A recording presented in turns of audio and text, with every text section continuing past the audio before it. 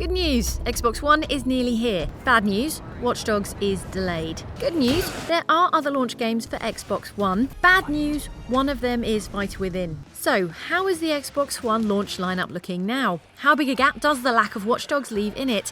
Are there enough reasons to pick up an Xbox One, or is it time to cancel the pre-order? Let's run down all the remaining Xbox One launch games and take stock.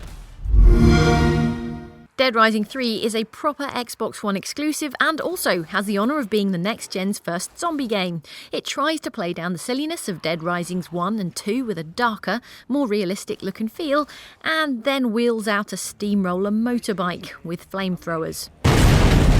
So mixed messages then. It's got next-gen gloss and giant zombie crowds, and although it did have a serious case of frame rate chug back in the summer, it's looking much healthier of late. It's a worthy exclusive and worth having an Xbox One to play, so score 1 for the new Xbox. And score 2 for the new Xbox with Forza 5, another Xbox One exclusive worth writing home about.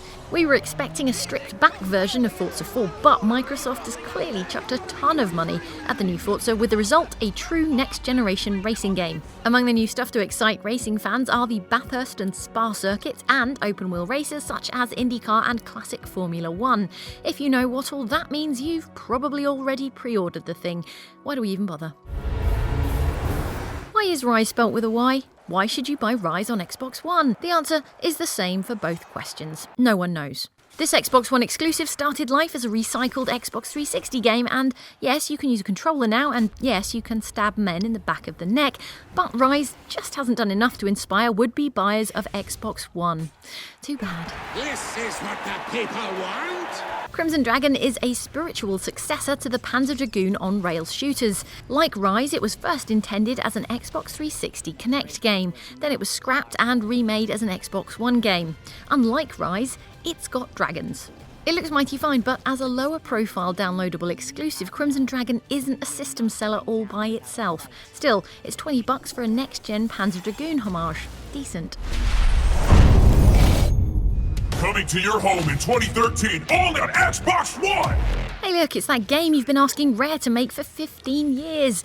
Only it's not made by Rare and has microtransactions in it. The way it works now, you can either get it for free with one playable character and then buy other fighters individually, or you can splash out on a more complete game with all the fighters up front. If you go the whole hog, Killer Instinct is still cheaper than a full-price game, but fighting games are notoriously difficult to get right, and the developer Double Helix's most recent work was the god-awful Battleship movie tie-in.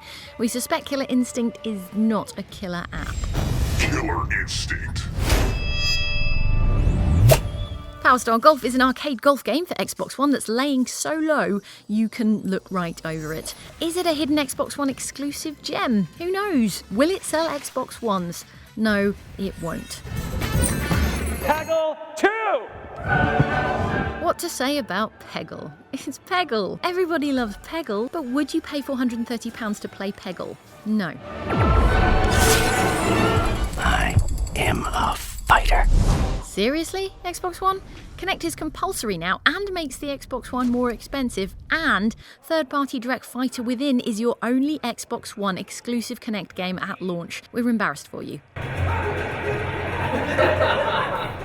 Xbox One is also getting a Zoo Tycoon game at launch, though it'll be available on the Xbox 360 as well. According to Microsoft, the game will feature a new level of up-close interactions with the animals and zoo, which means feeding elephants and elephant punch bags and stuff. Nice, but not what you'd call a system seller unless you're really into elephants. Here's LocoCycle. It's a racing game from the people who made Splosion Man. LocoCycle stars a sentient motorbike who races and fights while dragging behind it a mechanic with the world's worst road rash, we assume. It's an Xbox exclusive instead of an Xbox One exclusive, with a 360 version also on the way, so you don't need to buy an Xbox One to play it. Speaking of Xbox One games, you can also play on other consoles. Yes, Assassin's Creed 4 is out on current gen on October the 29th, but the next gen version includes next gen plants and rain and plants being rained on, besides other next gen graphical achievements. In the absence of Watch Dogs, here's your go-to game for open world adventuring, if you can wait a month after the current gen release date. And on to the shooters. The latest in the Battlefield series is definitely best experienced on next gen, where it looks bloody gorgeous. It runs at 60 frames per second and with much greater visual fidelity than the current gen can manage, as anyone who played the recent beta on 360 can confirm. With 64-player online matches, Battlefield 4 is empirically a better game on Xbox One than on Xbox 360.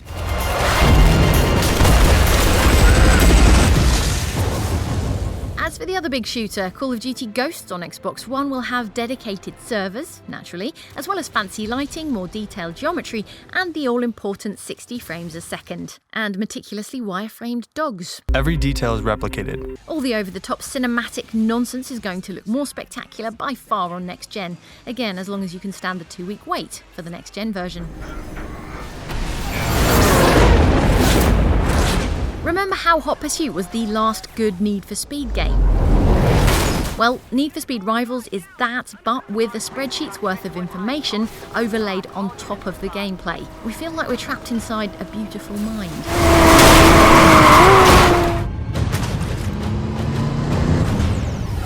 Let's be honest, if you're planning to buy Skylanders Swap Force, it's not for you, but for your offspring, who don't seem to understand that they're choosing between a full complement of plastic action figures and a university education. If you can afford an Xbox One and all the Skylanders Swap Force action figures, hey, can you lend me a tenner?